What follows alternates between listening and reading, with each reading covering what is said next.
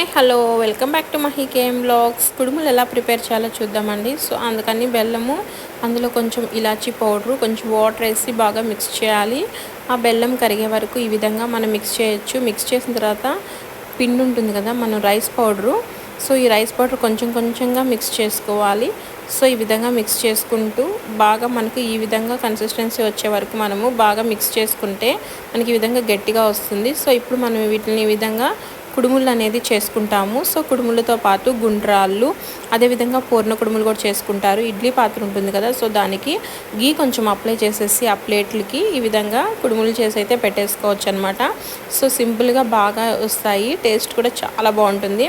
ఇందులో కొంచెం కొబ్బరి కూడా వేసుకోవాలి. సో కొబ్బరి వేస్తే ఆ టేస్ట్ బాగుంటుంది అనమాట. ఎండు కొబ్బరి ఉంటుంది కదా, సో డ్రై కోకోనట్, సో దాన్ని పౌడర్ చేసి వేసుకోవాలి. అదేవిధంగా కుడుములతో పాటు పూర్ణ కుడుములు చేస్తారనమాట. పూర్ణ కుడుములు అంటే మామూలుగా మనం తిమ్మిరి ఉంటుంది కదా, ఆ తిమ్మిరైనా పెట్టచ్చు. లేదంటే ఈ విధంగా మనం బూరెళ్ళు ఉంటాయి కదా, పూర్ణ ఇది సుకీలు ఉంటాయి కదండి, సుకీల్లో వేసే పూర్ణం ఉంటుంది కదా, సో దాంతో ఈ విధంగా చేయొచ్చు.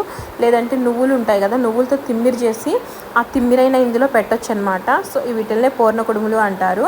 సో ఇవి ఒక 5 అలా చేస్తారు, ఎక్కువైనా చేసుకోవచ్చు. కానీ స్వామికి ఎంతో ఇష్టమైన ప్రసాదాల్లో ఈ పూర్ణ కుడుములు కూడా ఒకటనమాట.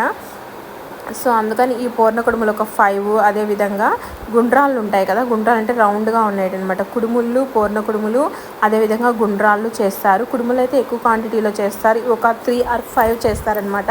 స్వామికి పెట్టేందువరకే చేస్తారు. ఒక 5 గుండ్రాళ్ళు, అదేవిధంగా పూర్ణ కుడుములు చేసాం. చూడండి ఎంత సింపుల్గా ప్రిపేర్ అయిందో. Thanks for watching, please subscribe.